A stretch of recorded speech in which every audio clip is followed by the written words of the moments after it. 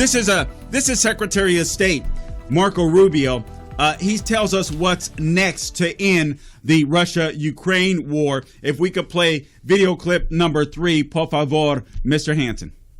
I think everyone understands that some of the key elements to bringing this about is Ukraine has to feel safe moving forward. In essence, they have to believe that at the end of this war, they are in a position to never get invaded again. In any negotiation to bring about the end of a war, or any conflict for that matter, it's going to require both sides to receive, but also to give. In essence, one side's not going to get 100% here. Each side is going to have to make some concessions. And obviously land, or where you draw those lines, where the war stops, is going to be part of that conversation. And it's not easy, and maybe it's not even fair, but it's what it takes in order to bring about an end to a war. The only wars that don't end that way are the ones that have unconditional surrender by one side or the other, and we're not going to see that in this conflict. So obviously the issue of that will be talked about, and the president's been very clear. In the end, what those lines look like are up to Putin and up to Zelensky. It's not going to be easy. It's not going to be fair. War is hell, and we want to try to avoid it at all costs. Zelensky is going to have to make some concessions. Putin is going to have to make some concessions. And if you want those concessions to stick, Europeans are going to have to are going to have to grow a backbone. And I feel like that's the missing story in a lot of this. You want lasting peace? 5 takeaways from the Daily Signal. All right, obviously a trilateral meeting is what they're hoping for next between with Trump mediating, but Putin and Zelensky making the decisions as to where to go. The war is going to lasting peace. Trump said the war is going to end. Later adding the peace deal between the two countries will be one designed for lasting peace. Trump goes on to say, quote, when it ends, I can't tell you, but the war is going to end. He says this gentleman wants it to end, or this gentleman wants it to end. Trump said, referring to Zelensky, Vladimir Putin wants it to end. I think the whole world is tired of it, close quote. And he's absolutely right.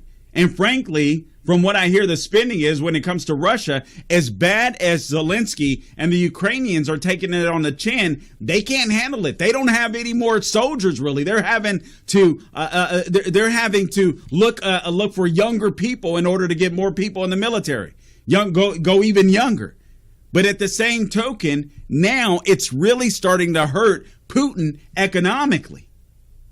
This war is what, $500 billion? $500 billion, 1 million people lost. People in Russia are starting to recognize, obviously, what's happening. Inflation is high.